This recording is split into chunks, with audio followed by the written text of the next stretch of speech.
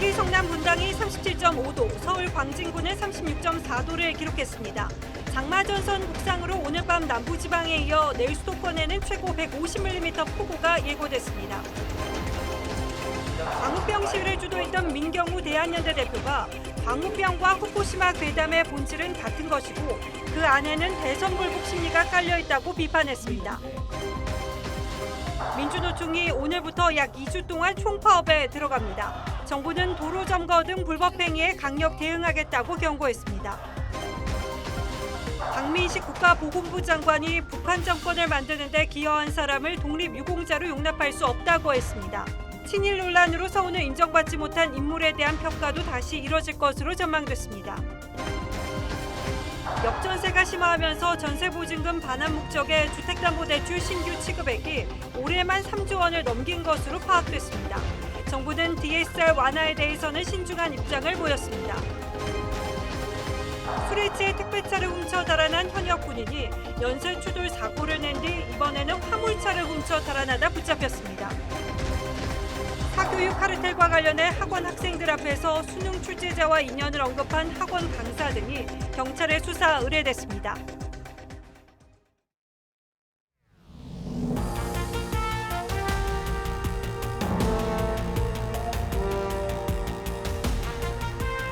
시청자 여러분 안녕하십니까? 뉴스9의 신동욱입니다.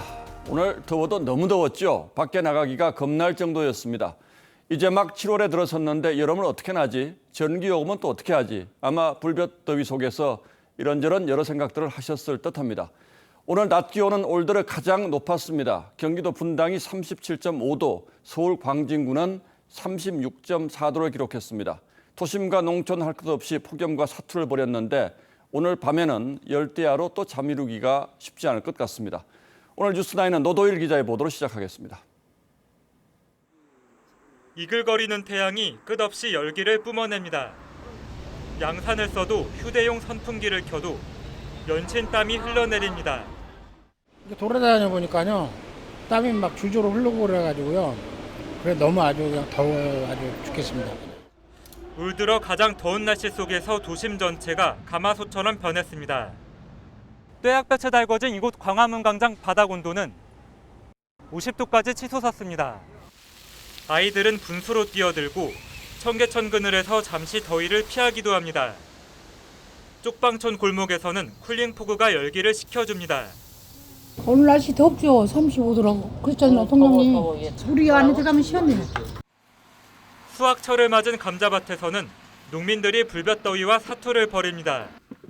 챙이 긴 모자도 허리에 찬 물통도 더위를 받기엔 역부족입니다. 사우나보다도 더 하죠. 물 같은 거나 소금 같은 걸 안 먹으면 쓰러지고 이러니까. 오늘 낮 최고 기온은 경기 성남 분당이 37.5도까지 올랐고 서울 광진구 36.4도, 대전 33.4도 등 전국 대부분에 폭염특보가 내려졌습니다.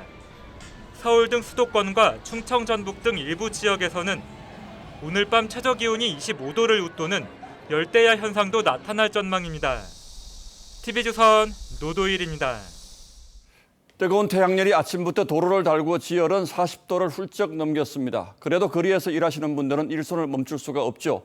잠시 그늘 아래로 피해보지만 그야말로 잠시일 뿐입니다. 정은아 기자가 그 극한의 노동 현장을 돌아봤습니다. 서울 도심 점심시간, 70대 노인이 거리에서 전단을 나눠줍니다. 모자와 팔토시로 햇볕을 가려보지만 흐르는 땀은 막을 수가 없습니다. 11시 반부터 1시 반까지요. 점심시간 딱 2시간인데 핑크니까요. 남들은 밥 먹을 시간, 잠시 나무 그늘 아래 얼음물 한 모금 마시는 게 유일한 휴식입니다. 이거는 쉬는 시간이 없어. 왜요? 2시간 동안은 화장실도 가면 안 돼. 할머니가 매일 전단지를 나눠주는 거리입니다. 거리의 온도는 43도에 달하고 잠깐 물을 마시며 쉬어가는 그늘도 31도에 달합니다. 하루 종일 헬멧을 쓰고 오토바이를 타는 배달 노동자도 영수증 같은 걸 내야 되니까 조끼 입어야 되고 하나씩 많이 나죠. 건설 현장 노동자도 찌는 듯한 더위와 싸우긴 마찬가지입니다. 당연히 힘들죠. 이도 이제 더워서 못 살겠어. 올여름 첫 폭염 경보가 발령된 지난 주말 전국에선 온열 질환자 66명이 신고됐습니다. 온열 질환에 취약한 고령자는 자주 물을 마시고 한낮 야외 활동을 피하는 게 좋습니다. 낮에 일하시는 걸 조금 피하시는 게 좋고 계속 물을 드시면서 조금 일하고 또 쉬시고. 하지만 마음 편히 쉴 곳도 시간도 없는 게 거리 노동자의 현실입니다. TV조선 정은아입니다. 예, 모두 고생 많으셨습니다. 오늘 밤부터는 남부지방을 시작으로 다시 장맛비가 시작됩니다. 일부 지역은 모레까지 최대 150mm의 집중호우가 예상되면서 주민들이 다시 긴장하고 있습니다. 전남 목포항에 취재 기자 나가 있습니다. 자, 김태중 기자, 장마 전선이 지금 어디쯤 올라왔을까요? 네, 제주와 남해안 섬적은 이미 비가 시작됐는데 지금 이곳은 습기를 가득 머금은 바람만 불고 있습니다.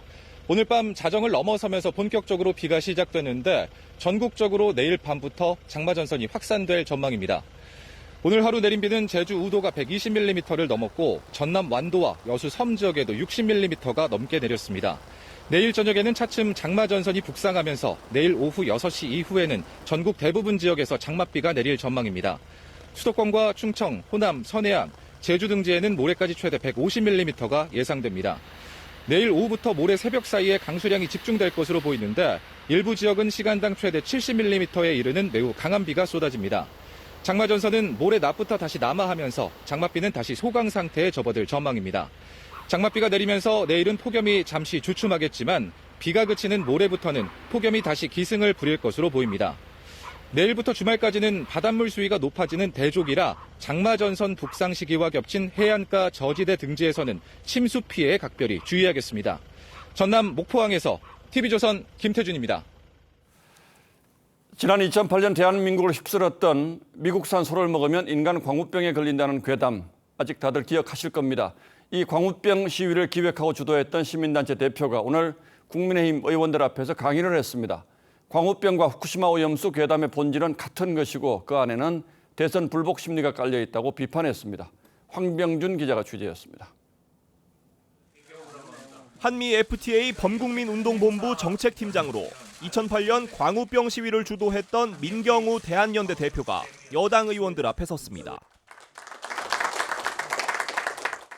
민 대표는 2006년부터 밀어붙였던 한미 FTA 반대 시위가 공감을 얻지 못하자 돌파구로 광우병 괴담을 꺼내들었다고 해상했습니다. 궁지에 몰리니까 자극적인 소재로 문제를 돌파하려는 그런 어떤 의도들이 작동하지. 특히 이명박 정부 첫 해인 2008년엔 MB 퇴진 시위를 시작했는데 여기에 광우병 괴담이 가세하면서 시민들이 휩쓸렸다고도 했습니다. 광우병에서 괴담이 한번 먹혔거든요. 한 달, 두 달을 서울을 완전 무정부 상태로 몰아낼 수 있다는 학습 효과가 있어요.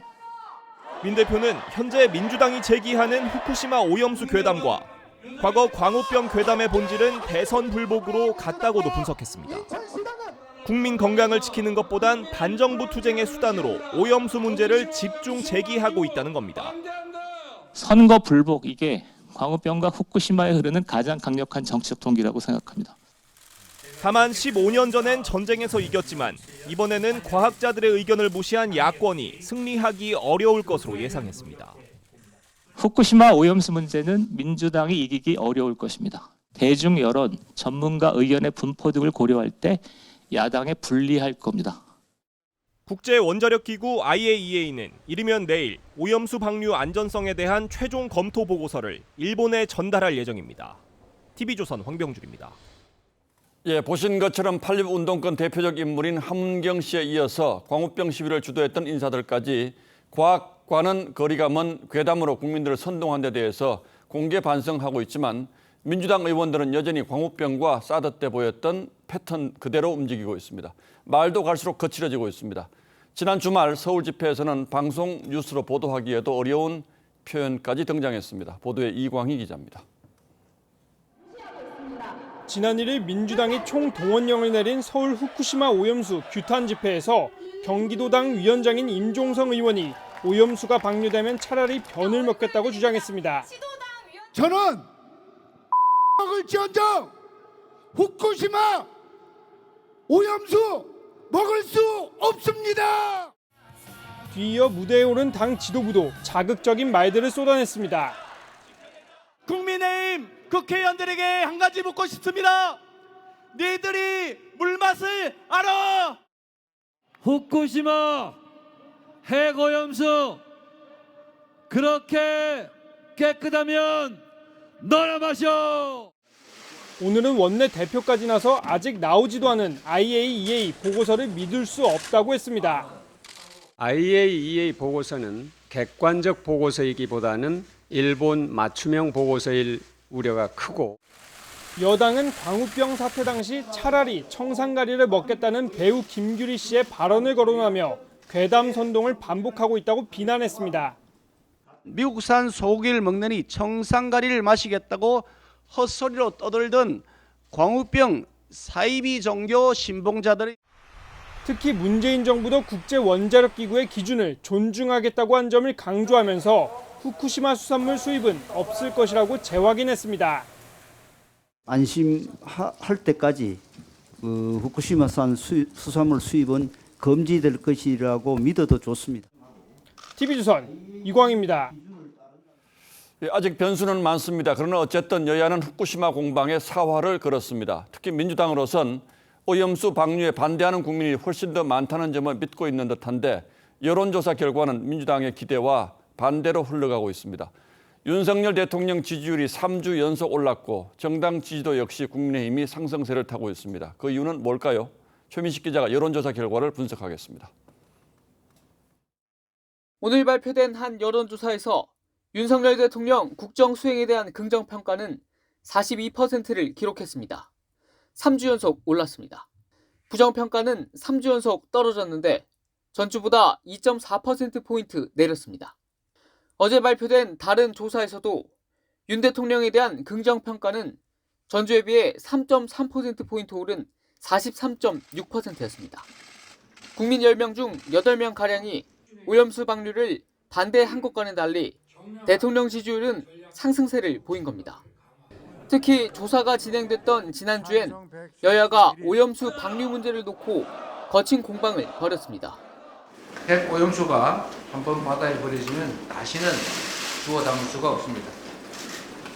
일본 내에서도 반대에 나섰습니다. 2017년에는 참외를 괴담의 소재로 삼았고 금년에는 청정 수산물인 우리나라 수산물을 가지고 또다시 괴담. 이를 두고 오염수 방류 반대와 야당에 대한 지지와는 별개라는 지적과 함께 야당의 공포 마케팅에 대한 반감도 커졌다는 분석이 나옵니다.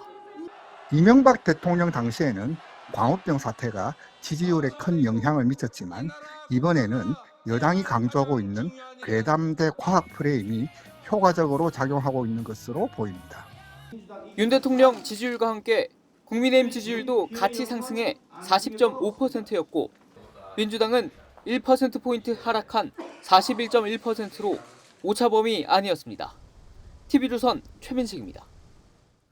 이런 가운데 민주노총이 정권 퇴진을 주장하며 오늘부터 2주일 동안 대규모 파업에 돌입했습니다. 뜨거운 태양 아래 오늘 낮 도심에서 대규모 집회와 행진이 이어졌고 따라서 시민들의 불편도 적지 않았습니다. 전정원 기자가 집회 현장에서 어떤 목소리가 나왔는지 카메라에 담아왔습니다. 용산 대통령실 앞에 모인 민주노총 조합원들이 총파업을 선언했습니다. 윤석열 정권 하에서 이렇게 살 수 없다는 절박한 외침이며 이대로 살 수 없다는 단호한 결심입니다. 민노총 측은 정부의 노조 탄압 중단과 최저임금 인상 등을 요구했는데 2주간 파업에 조합원 40만 명 이상이 참여할 것으로 예상했습니다. 총파업 첫날엔 택배 노동자와 배달 노동자 등 특수고용 노동자 3천여 명이 광화문에 모였습니다. 집회 중간중간 후쿠시마 오염수 방류와 수능 킬러 문항 등 노동계 현황과 상관없는 문제도 거론했습니다. 바다에 버려지는 방사성 오염물질 총량은 변하지 않습니다. 정부와 경제계는 정권 퇴진을 구호로 서민 삶을 끌어내리는 정치운동이라며 비난했습니다. 교섭 케이블을 박차고 나와 파업을 한다면 그것은 명백한 불법 파업이 될 것입니다. 평일 도심 집회와 행진에 일대 교통이 통제되면서 시민은 큰 불편을 겪었습니다. 무조건 이러고 들고 일어나서 뭐가 좋은 뜻인지 전 잘 모르겠어요. 경찰은 9천여 명을 투입해 도로 점거 등 불법 행위에 강력 대응하겠다고 밝혔고 집회는 예정된 오후 5시 자진 해산했습니다. TV조선 전정원입니다. 최저임금 문제도 뇌관입니다. 노동계는 26.9% 최저임금 인상을 요구하고 있는데 경영계는 동결을 주장하고 있어서 양측의 입장차가 좀처럼 좁혀지지 않고 있습니다. 물론 올릴 형편이 되면 올려야겠죠. 그런데 기업들, 특히 중소기업이나 자영업 하시는 분들의 어려움도 지금 만만치가 않습니다. 내일 다시 양측이 협상 테이블에 앉게 되는데 협상 전망은 어떻게 될지 장윤정 기자가 취재했습니다. 내년도 최저임금 결정을 위한 시위를 하루 앞둔 오늘 15개 업종별 중소기업, 소상공인 대표들이 다시 한번 최저임금 동결을 요구하고 나섰습니다. 중소기업 최저임금 동결하라, 동결하라, 동결하라, 동결하라. 시간당 최저임금이 10년 새 2배 가까이 오른 데다 경기 침체와 고물가 쓰나미 속에 자영업자들은 이미 한계 상황이란 겁니다. 숙련된 인력이 필요한 제조업은 특히 고사 위기입니다. 최저임금이 오르면 단시간 근로자가 늘어나게 돼 있습니다. 숙련 기술인은 수가 급격히 부족합니다. 오래된 숙련공들은 당장 지금 자리를 비우면 회사에 존폐가 달려 있습니다. 인건비급 등으로 로봇 등 자동화, 무인 매장으로 전환을 고민하고 있는 업체들도 늘고 있는 상황. 실제로 중소기업 10곳 중 7곳이 최저임금이 인상될 경우 고용을 줄이겠다고 답했습니다. 로봇팔을 활용한 설비 자동화에 관심이 큰 상황입니다. 2년 인건비 정도 수준이라 도입을 적극 검토하고 있습니다. 아예 무인 매장으로 전환하는 업체도 많이 늘었습니다. 하지만 노동계는 물가 상승으로 생계비 부담이 커졌다며 올해보다 26.9% 오른 12,210원을 요구하고 있습니다. 노사가 제시한 최저임금 요구안의 격차가 큰 만큼 최종 협상까지는 난항이 예상됩니다. TV조선 장윤정입니다. 정부가 친북 활동 이력이 문제가 됐는데도 문재인 정부에서 독립유공자로 서운을 받은 사안들을 다시 들여다보기 시작했습니다. 손혜원 전 의원의 부친과 김원웅 전 광복회장의 부모들이 가장 먼저 거론되고 있는데 국가보훈처는 이번 기회에 독립유공자에 대한 서훈 기준도 다시 만들기로 했습니다. 윤동빈 기자가 그 자세한 내용을 전하겠습니다. 박민식 국가보훈부 장관은 북한 김일성 정권에 기여했던 인물이 독립유공자가 돼선 안 된다고 했습니다. 대한민국 건국 이념에 맞지 않는 소위 가짜 유공자를 다시 검증하겠다는 겁니다. 어떤 전체주의 국가나 김일성 그런 인민민주주의 국가를 만들기 위해서 한 것은 우리가 도저히 받아들일 수 없는 것이죠. 광복 후 조선 공산당에서 활동했던 손혜원 전 의원의 부친 손용우 씨와 항일운동 진위 논란이 일었던 김원웅 전 광복회장 부모인 김근수, 전월순 씨 등이 대표적입니다. 한 2주 반 정도 있다가 돌아오셨대요. 근데 그걸 갖고 뭐라고 얘기를 하냐면은 교육을 받고 난파됐다라는 얘기를 하는 거예요. 반면 독립운동의 공은 뚜렷하지만 친일 논란이 있어 서훈을 인정받지 못한 죽산 조봉암, 동농 김가진 등은 서훈을 추진할 예정입니다. 또 을사조약을 규탄하는 시일야 방성대곡을 쓴 장지연 선생은 지난 2009년 친일 인명사전에 수록된 뒤 건국훈장 서훈이 취소됐는데 이번에 재서훈이 추진됩니다. 친일 인명사전은 발간 당시에도 인물에 대한 평가가 자의적이란 비판이 있었는데 6.25 전쟁 영웅인 백선엽 장군도 포함된 바 있습니다. TV조선 윤동빈입니다. 예, 국가보훈처가 아니라 국가보훈부가 됐죠.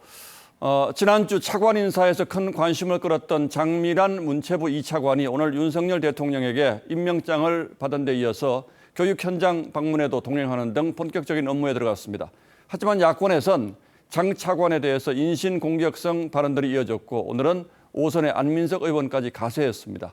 과연 그런 박한 평가가 온당한 것인지 황선영 기자의 보도 보시고 여러분도 함께 생각해 보시기 바랍니다.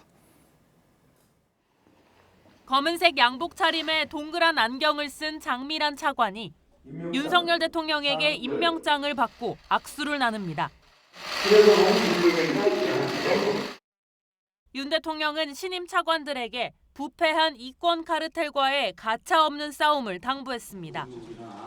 장 차관은 첫 국무회의에 참석한 데 이어 윤 대통령의 경기도 늘봄학교 방문에도 동행했습니다. 방과후 교육과 돌봄을 통합한 정책 현장에서 교사, 학부모들과 간담회를 하고 야구 수업도 참관했습니다. 사람들 안 칩니다. 칠 때 몸이 같이 움직이면 안 되고 머리는 뒤에 남겨놓고 이렇게 쳐야 돼요. 하지만 민주당에선 체육 전공 교수를 지낸 오선의 안민석 의원까지 장 차관 비판에 가세했습니다. 장 차관이 체육개혁과 선진화를 위해 노력을 기울인 흔적은 전혀 찾아볼 수 없다며 심석희 선수의 미투와 최숙현 선수 사망 사건 때도 침묵했다고 주장했습니다. 하지만 심 선수의 미투 당시에도 정치인이 아닌 다른 종목 출신 인사들이 입장을 낸 경우는 드물었습니다. 국민의힘은 스포츠 영웅을 진영 논리에 따라 욕보이는 병든 정치가 안타깝다고 지적했습니다. 대한민국 역도 영웅에게 인신공격을 퍼붓는 상황입니다. 도저히 정상이라고는 하기 어려운 상식 파괴가. TV조선 황선영입니다. 이 재작년 민주당 전당대회 당시 송영길 캠프 자금 관리를 도맡았던 송 전 대표의 전직 보좌관이 구속 갈림길에 섰습니다. 이 보좌관의 신병 확보가 송 전 대표를 향하는 돈봉투 의혹 수사에 분수령이 될 거라는 관측이 나오는데요. 법원에 나가 있는 취재기자 연결합니다. 자, 황민지 기자. 네, 서울중앙지법에 나와 있습니다. 네, 영장이 발부됐습니까? 네, 아직까지 구속영장은 발부되지 않았습니다. 영장 전담 판사는 지금도 박 씨 측과 검찰이 제출한 서류를 검토 중인데 오늘 밤 늦게나 박 씨의 구속 여부가 결정될 것으로 보입니다. 박 씨는 오늘 오전 10시 30분 이곳 법원에 출석하면서는 취재진의 질문에는 입을 굳게 다물었습니다. 네, 전당대회 당시 6,700만 원 살포 혐의 인정하십니까? 송영길 대표가 지시한 건가요? 박 씨는 스폰서 사업가로부터 5천만 원을 받아 이정근 전 사무부총장과 함께 국회의원 등에게 모두 6,750만 원을 뿌린 혐의를 갖습니다. 이 가운데 윤관석 의원에게 넘어간 돈은 300만 원씩 봉투에 담겨 국회의원 약 20명에게 살포됐다고 검찰은 보고 있습니다. 박 씨는 컨설팅 업체에 경선 여론조사를 요청하고 비용 9천여만 원은 외곽 후원 조직인 평화와 먹고 사는 문제 연구소가 대납하도록 한 의혹도 받습니다. 검찰은 검사 6명을 투입해 200장 분량의 발표 자료를 설명하면서 증거 인멸 정황을 강조했고 박 씨 측은 혐의를 적극 부인한 것으로 전해졌습니다. 2년 전 민주당 경선 당시 박 씨가 송 전 대표 자금 관리를 총괄했던 것으로 지목된 만큼 돈봉투 수사를 해온 검찰은 박 씨 신병 확보에 심혈을 기울여왔습니다. 지금까지 서울중앙지법에서 TV조선 황민지입니다. 역전세가 현실화되고 있습니다. 이 전세금을 돌려주기 위한 새로운 대출이 올해만 벌써 3조 원을 훌쩍 넘어섰을 정도입니다. 정부는 전세금 반환 대출의 규제를 완화할 계획인데 그 폭은 최소화하겠다는 입장입니다. 이유가 뭔지 정수영 기자가 보도합니다. 서울 송파구의 한 아파트 단지. 지난 2021년 6월 전용 면적 84제곱미터의 전셋값이 13억 원이었는데 지난달엔 10억 5천만 원에 거래됐습니다. 2년 새 20% 가까이 떨어진 겁니다. 임차인하고 합의해서 그 담보로다가 대출을 받아서 임차인한테 돌려주는 이런 현상도 있고. 지난달 체결된 서울주택의 평균 전셋값은 2년 전보다 8% 떨어지는 등 역전세는 피할 수 없는 현실이 되고 있습니다. 올해 전세금을 돌려주기 위해 새로 취급된 주택담보대출만 3조 2천억 원에 달하는데 앞으로 1년간 계약이 끝나는 전세 관련 보증금이 약 302조 원인 만큼 대출액은 더 늘어날 것으로 보입니다. 이에 정부는 임대보증금 반환을 위해 총부채 원리금 상환 비율, 즉 DSR 규제를 풀기로 했습니다. 다만 보증금 반환 목적에 한하거나 기간을 최소화할 방침입니다. 집주인에 대한 과도한 혜택이란 지적을 고려한 겁니다. 매매값이 떨어질 때마다 역전세를 전부 대출 풀어가지고 국가에서 해줄 거다. 이런 사인을 남기면 안 되는 거 아니겠습니까? 정부는 임대인의 상환 능력과 자기 책임 부담을 반영하는 내용의 중장기적인 전세제도 개편 방안도 논의할 방침입니다. TV조선 정수양입니다. 이 새마을금고의 자산 규모는 우리나라 5대 은행과 견주어도 밀리지 않을 정도여서 이 금융계의 고래로도 불리는데요. 새마을금고 위기설이 잇따르고 있습니다. 최근 2달 사이에 7조 원이 빠져나갔습니다. 연체율이 한 원인으로 지목됩니다. 이 위기가 다른 금융으로 번질 가능성은 없는지, 또 정부 대책은 뭔지 정준영 기자가 전하겠습니다. 경기도 남양주시의 한 새마을금고. 지점 구조조정을 알리는 안내문이 붙어 있습니다. 이곳 새마을금고에서 실행한 대출 가운데 600억 원어치의 문제가 발생하면서 지난달 중순 다른 지역 새마을금고와 합병됐습니다. 지난해 급격한 금리 인상에 따라 부동산 경기가 얼어붙으면서 새마을금고는 600억 원이 넘는 대출을 제때 회수하지 못했습니다. 1년 새 10배 급등한 규모입니다. 연체율도 비상입니다. 2018년 1.35%였던 전체 대출 연체율은 지난 1분기 5.34%까지 올랐고 법인 대출 연체율은 10%에 육박합니다. 여기에 부동산 PF 수수료 비리 의혹에 대한 검찰 수사도 이뤄지고 있습니다. 안팎에서 잇따르는 위기설에 예금 잔액은 지난 2월부터 4월 사이 7조 원 가까이 줄었다가 재상승하는 등 출렁이고 있습니다. 새마을금고 중앙에는 관리 가능한 상황이라며 진화에 나섰습니다. 지금도 PF 대출 연체율은 조금 상당히 낮은 편이고요. 다만 전체적인 연체율이 건설업 부동산 경기 하락으로 인해서 조금 높아진 거죠. 새마을금고는 금융 업무를 취급하면서도 금융위원회 소관이 아니어서 전문적 관리 감독의 사각지대에 놓였다는 지적이 나오는 상황. 담당 부처인 행정안전부는 연체율이 높은 새마을금고 30여 곳을 특별 점검하고 결과에 따라 구조조정 등의 조치에 나설 방침입니다. TV조선 정준영입니다. 수능의 공정성을 바로잡기 위한 경찰 수사가 시작됩니다. 먼저 학원 학생들 앞에서 수능 출제자와 만난 사실을 언급하면서 예상 문제를 강의한 학원 강사 등이 경찰에 수사 의뢰됐습니다. 신고가 계속되고 있는 만큼 관련 수사는 이어질 전망입니다. 조유진 기자입니다. 교육부 차관이 공정위 경찰청 관계자와 함께 사교육 카르텔 브리핑에 나섰습니다. 수능 시험 체제의 공정성에 대한 사회적 신뢰를 심각하게 훼손하는 것이며 교육부가 지난달 22일부터 운영 중인 사교육 카르텔 부조리 신고센터에 접수된 신고 건수는 총 261건. 이 가운데 사교육업체와 수능 출제 관계자 사이에 유착이 의심되는 신고는 46건입니다. 특히 수능 출제위원과의 유착 정황이 강한 사례 2건은 경찰에 수사 의뢰했습니다. 강사가 수능 출제 관계자와 만났다는 사실과 함께 예상되는 문제의 유형을 수강생들에게 직접 언급하는 등 학원 강사가 수능에 나올 문제 유형을 미리 빼내서 강의했다면 수능의 공정성이 의심될 만한 중대한 사안입니다. 공무상 비밀 누설이나 또는 시험 출제의 업무가 방해됐을 수도 있고요.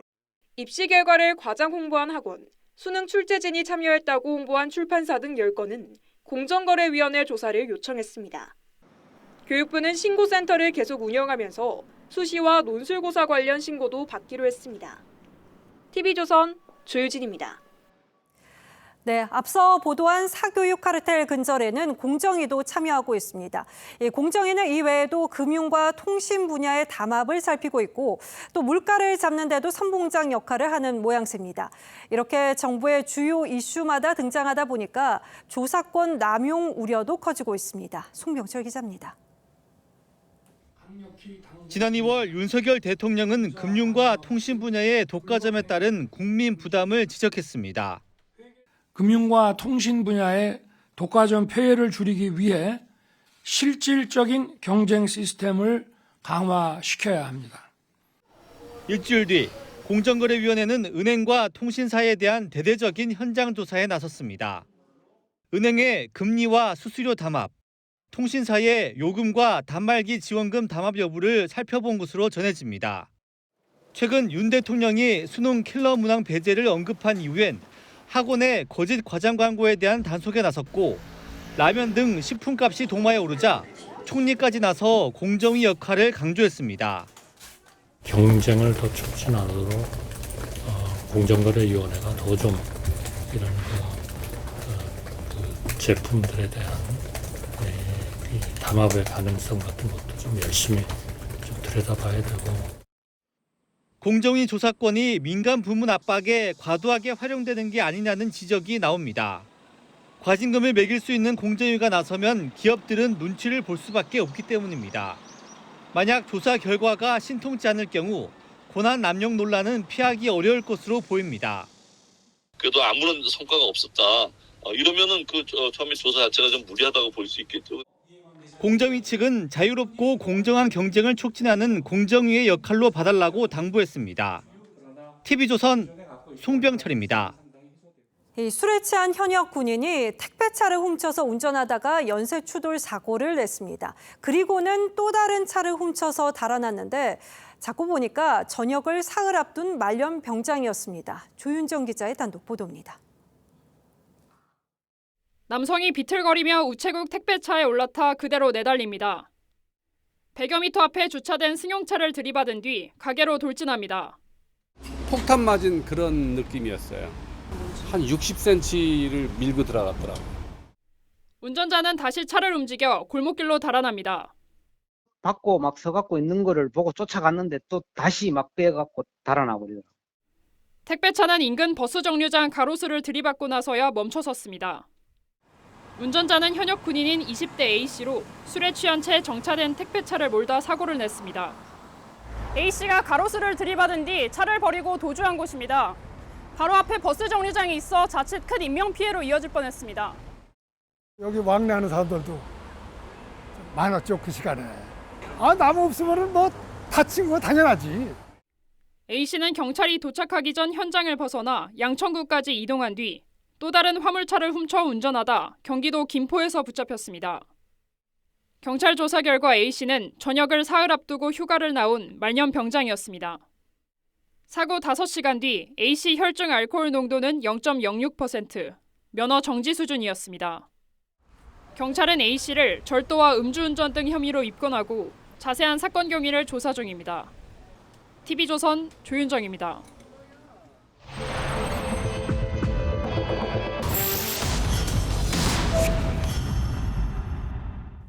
인천 차이나타운이나 의정부 부대찌개 거리 등은 이미 유명한 먹거리 타운이죠. 각 지자체가 벤치마킹에 나서면서 지역 경제 활로를 찾고 있는데요.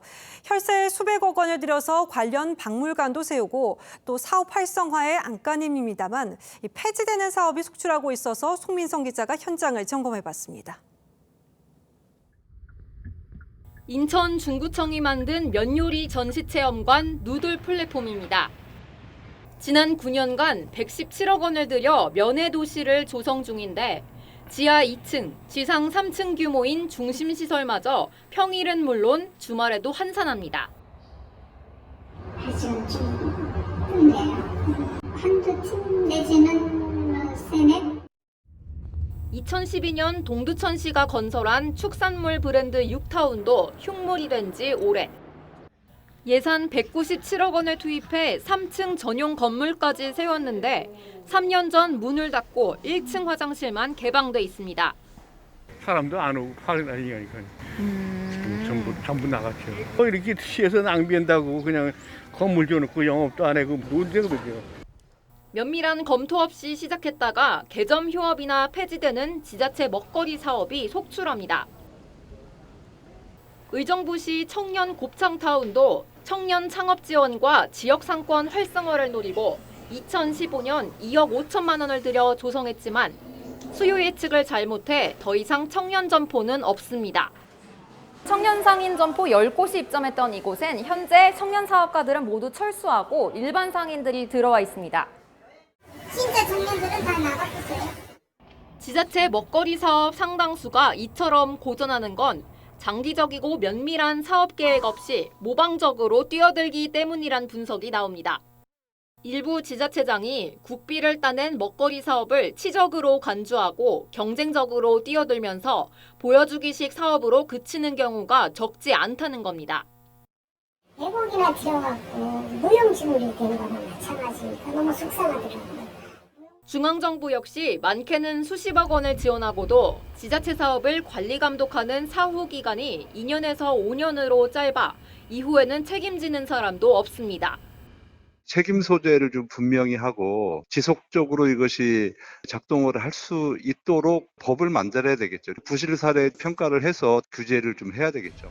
지자체 간 무책임한 먹거리타운 조성 경쟁과 중앙정부의 방임이 계속되면 국민 혈세 유출은 이어질 수밖에 없다는 지적입니다. 소비자 탐사대 송민선입니다. 프랑스에서 10대 소년의 총격 사망이 촉발한 시위는 폭동으로 변했습니다.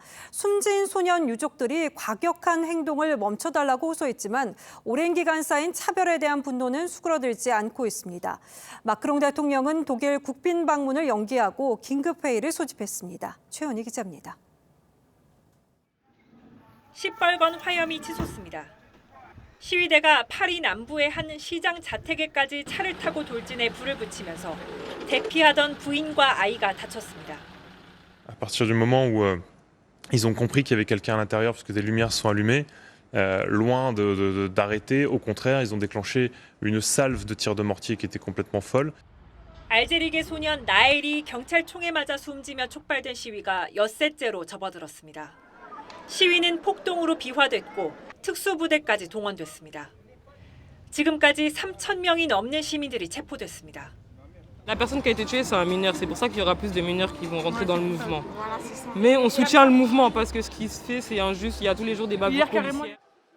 폭동이 프랑스 전역으로 번지자 프랑스 시장협회는 폭력에 반대하는 시위를 제안했습니다. 숨진 나엘의 할머니도 시위대가 손자를 핑계 삼고 있다며 진정해달라고 호소했습니다. Ne captez pas les voitures, s'il vous plaît. Les voitures, ils n'ont rien fait.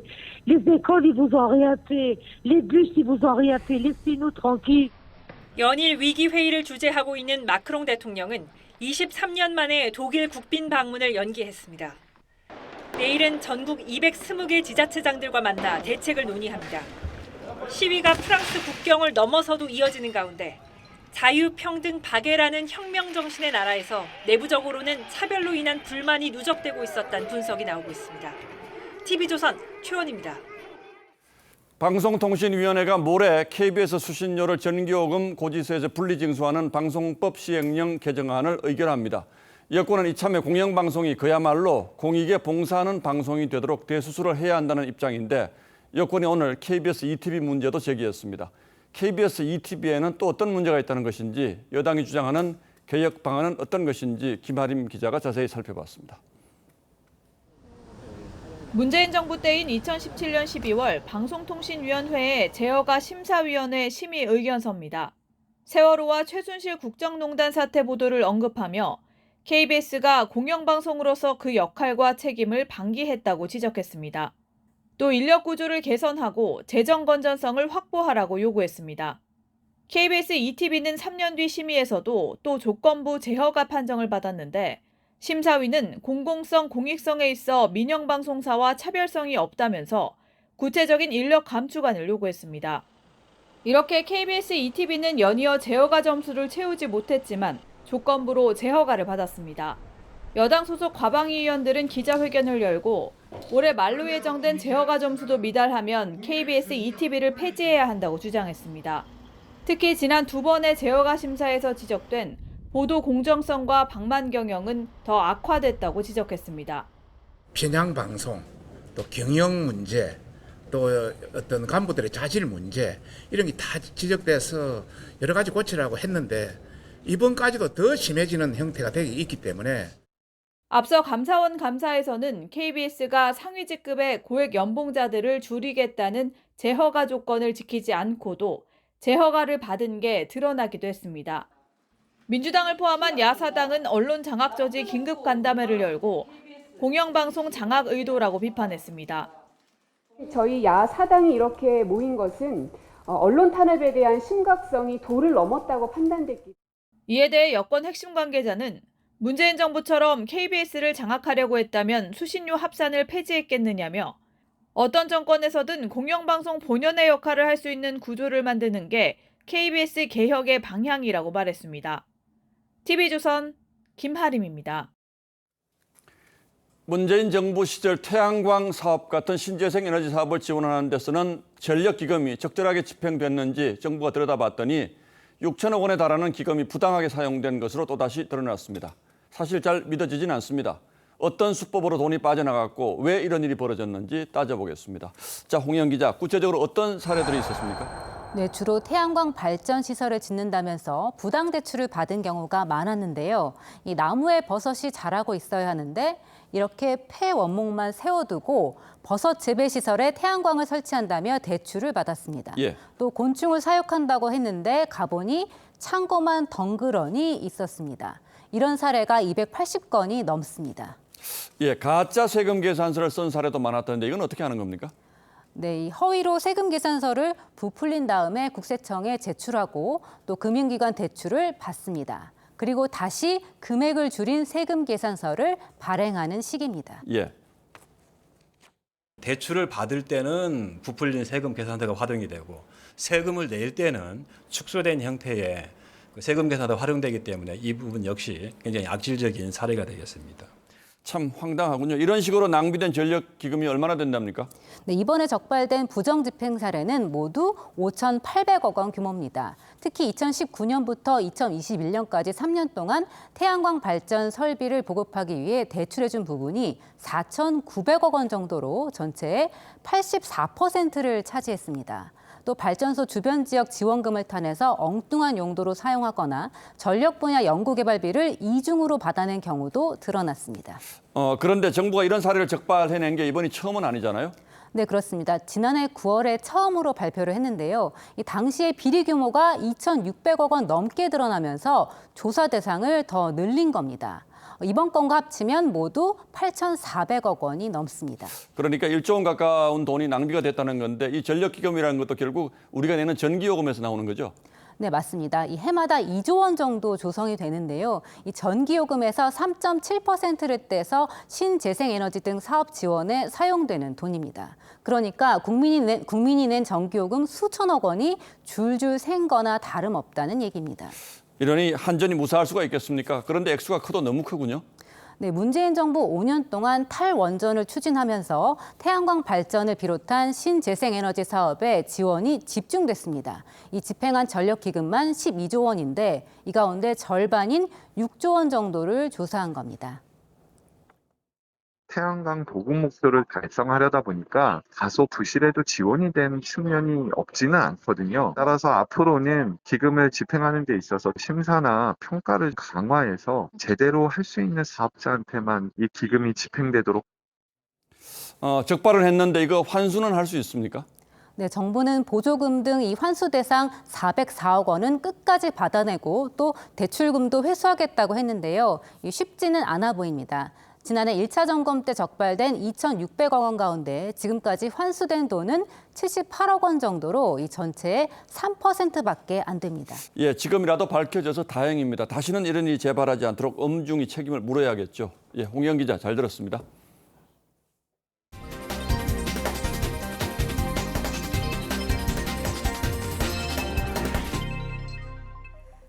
지난달 미국 하늘까지 잿빛으로 만들었던 캐나다 산불이 계속되고 있습니다. 급기야 소방당국은 현재 진행 중인 산불 500여 곳 가운데 절반은 진화를 포기했습니다.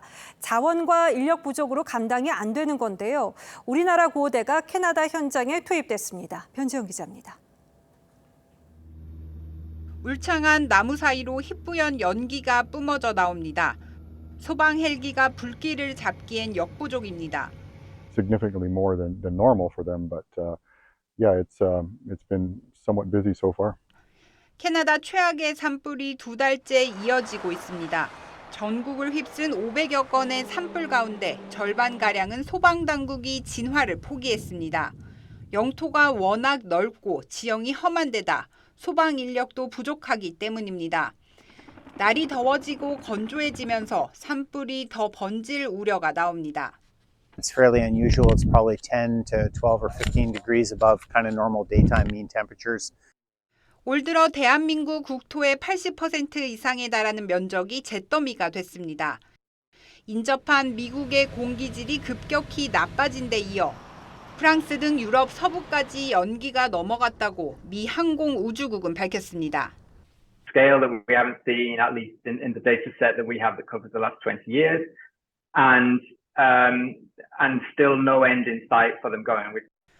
미국과 호주, 유럽 등 세계 각국이 소방대원을 파견한 가운데 캐나다에 도착한 우리나라 긴급구호대 150여 명도 진화 활동에 나서고 있습니다. TV조선 변재영입니다. 한국이 세계 영화 시장의 허브로 자리 잡으면서 영화 개봉 전에 방한은 이제 필수 코스가 됐습니다. 처음 한국을 찾은 할리우드 톱스타 마고 로비부터 탐 크루즈까지 박소영 기자가 담아왔습니다. 영화 속에서 막 튀어나온 듯한 말투와 걸음걸이. 할리우드 톱스타 마고 로비가 영화 바비 개봉을 앞두고 한국을 찾았습니다. LA, 런던, 베를린 등을 도는 글로벌 투어의 일환으로 방문국 중 아시아 국가는 한국이 유일합니다. So good. It's been wonderful. We've never been to Korea before, either of us, and Greta too. And as soon as we arrived, the airport was full of people, like fans waiting, and unlike anything we've ever experienced. 이 영화를 연출한 세계적 감독이자 배우 그레타 거윙 역시 첫 방한에 설레는 마음을 숨기지 않았습니다. Movies that come out of this country, and so for me, it's like it's the same as being in, Paris with loving the French New Wave films. 한국 영화가 세계 시장의 주류로 자리 잡으면서 홍보 목적 방한은 이제 선택이 아닌 필수가 됐습니다. 단골 톰 크루즈는 벌써 11번째 한국을 찾았고 공포영화 거장 아리 에스터 감독도 봉준호의 팬을 자처하며 부천영화제에 참석했습니다. 한국이 그야말로 아시아의 거점이자 아시아 확산의 중심지이고 외화의 경우에는 코로나19 팬데믹 이후에 관객 수 회복이 거의 다 이루어지고 있기 때문에 높아진 제작 역량과 커진 시장 규모로 한국이 영화 소비 시장의 중심이 됐습니다. TV조선 박소영입니다. 여자 월드컵을 앞둔 콜린 베로가 이번 주말 10년 만에 상암에서 출정식을 겸한 최종 모의고사를 치릅니다. 대표팀 에이스 지소연은 폭염에도 마지막이 될 이번 월드컵을 위해 구슬땀을 흘리고 있습니다. 성민혁 기자가 훈련장에 다녀왔습니다. 서 있기도 힘든 날씨에 웃으면서 몸을 푸는 대표팀. 미니 골대에 공을 차며 0점을 맞춥니다. 실전을 방불케 하는 미니게임에선 전력 질주를 하고 몸을 날려 슈팅을 막기도 합니다. 34도의 폭염에도 고강도 훈련은 예외가 없습니다. 제가 먹는 걸 되게 좋아하는데 먹는 게 싫어졌어요. 그 정도로 좀 힘들었어요. 그래도 이를 악물고 뛰는 건 코앞으로 다가온 여자 월드컵 때문입니다. 이런 힘든 훈련 과정들을 이겨내야 가서는 월드컵에서는 더 힘들거든요. 상암에서 10년 만에 평가전을 치르는 것도 고참 지소연에겐 동기부여가 됩니다. 굉장히 영광스럽고 항상 관중석에서 남자 경기들만 보다가 또 그 자리에서 경기를 뛰려고 하면은 굉장히 벅차고 2010년부터 호흡을 맞춘 황금세대의 동료들과는 마지막 월드컵 최대한 높은 곳에 올라가겠다고 다짐했습니다. 정말 마지막일 수 있는 간절한 월드컵이기 때문에 서로 정말 10년 전보다는 저희가 더 성숙해졌고 TV조선은 라스트 댄스를 앞둔 지소연의 출정식 경기를 생중계합니다. 콜린 베로는 IT와 평가전을 치르는 날 최종 엔트리 23명을 발표하고 10일 월드컵 조별리그가 열리는 호주로 출국합니다. 파주에서 TV조선 성민혁입니다.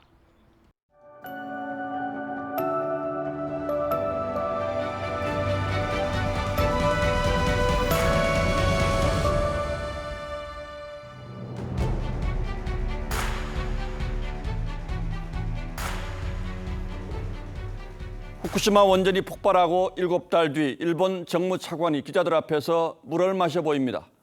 원자로 건물에서 떠와 정화한 물입니다. 뉴욕타임스가 완전히 멍청한 짓이라고 했던 장면이죠. 쇼가 아니냐는 말이 나오자 소노다 차관은 지금으로선 최선의 증명 방법이라고 했습니다. 거친 입으로 악명을 떨치던 중국 외교부 대변인이 일본 정치인들에게 후쿠시마 오염수를 마시라고 요구했습니다. 그는 이름난 일본 목판화에 방호복 차림으로 몰래 오염수를 버리는 사람들을 이렇게 그려넣어서 조롱했죠. 일본 총리들은 후쿠시마 농수산물을 먹어 보이며 홍보에 안간힘을 썼습니다. 그런데 지진 2달 뒤 이재민을 위로하러 간 한중 정상에게 후쿠시마 농산물을 내놓았습니다. 새 정상이 웃으며 오이를 먹는 사진을 일본 언론이 대대적으로 보도했죠. 도쿄올림픽 선수촌과 얼마 전 G7 정상 만찬에 각기 후쿠시마산 식재료와 술을 올린 것 역시 과했습니다. 민주당이 후쿠시마 공포를 퍼뜨리면서 수산물이 팔리지 않자 국민의힘이 회먹기에 나선 건 해볼 만한 대응입니다. 소비자를 안심시키고 어민과 상인을 돕는 일이니까요. 그런데 수산시장 수조물을 마신 건 지나쳤습니다. 와, 이거 완전 바닷물이네. 네. 짭짤한데 이게. 국민의 건강이 달린 이 심각한 문제를 희화화시켜서 대충 넘어갈 순 없죠. 이 뜬금없고 기괴한 퍼포먼스 다음 날 이번엔 민주당 의원이 외쳤습니다. 저는 물 먹을지언정 후쿠시마 오염수 먹을 수 없습니다. 광우병 사태 때 미국 쇠고기를 먹느니 청산가리를 털어넣겠다던 어느 연예인 판박입니다. 야당의 단식과 여당의 먹방이 맞서는 와중에 엽기적 인분 먹방이 가세한 겁니다. 더 황당한 일도 있습니다. 민주당이 후쿠시마 결의안을 강행했던 날 본회의장에서는 국회 부의장 김영주 의원이 일본 골프 여행 계획을 들여다보는 장면이 언론 카메라에 찍혔습니다. 내용이 더 가관입니다. 한국인이 별로 없는 지역이어서 골프를 할 수 있고 맛집과 쇼핑도 즐길 수 있도록 하겠답니다. 눈을 피해서 가는 여행이라는 얘기죠. 비용을 보내달라고 해보라는 답신을 보면 상당히 구체적인 계획이었던 것도 분명해 보입니다. 김 의원은 윤미향 의원 후원금 비리 의혹을 친일 세력의 부당한 공세라고 했습니다. 후쿠시마 방류 반대 서명과 선전전에도 적극적으로 나섰습니다. 그래놓고 사람들 눈을 피해 일본 가서 골프 치고 맛집 기행하겠다는 이중성에 할 말을 잃습니다. 옛말에 마시고 먹는 것만 알면 사람들이 천하게 여긴다고 했습니다.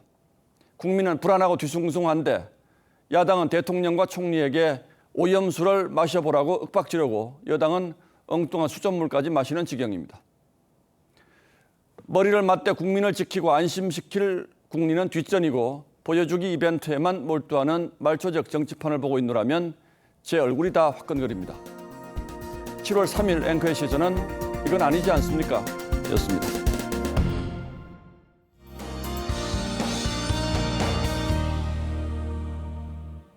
오늘 서울의 낮 최고 기온이 34.9도까지 오르면서 올여름 들어 가장 더운 하루였습니다. 내일부터는 전국에 폭염을 꺾을 장맛비가 내리겠는데요. 새벽에 전남과 제주부터 내리기 시작해서 아침에는 전북, 낮부터는 수도권과 충청, 영남 내륙에서 늦은 오후면 그 밖에 전국으로 확대되겠고요. 비는 모레 오전이면 대부분 그치겠지만 이틀간 강하고 많은 비가 예상돼 대비를 철저하게 해주셔야겠습니다. 내일부터 수도권과 충남, 호남과 제주에 많게는 150mm 이상, 강원 내륙과 충북에도 120mm 이상, 경북 북부로도 최대 100mm의 많은 비가 내리겠습니다. 또 지역별로 한때 시간당 30에서 60mm, 특히 모레 새벽에는 시간당 70mm 이상으로 강하게 쏟아질 수 있어 조심하셔야겠습니다. 오늘의 열기가 밤사이에도 이어지며 수도권과 충청, 전북으로는 열대야가 나타날 수 있겠고요. 내일 한낮 기온은 서울이 29도로 예상됩니다. 주 후반 남부와 제주에는 또 비가 내리겠습니다. 날씨였습니다. 7월 3일 월요일 뉴스9는 여기서 모두 마치겠습니다. 시청해주신 여러분 고맙습니다.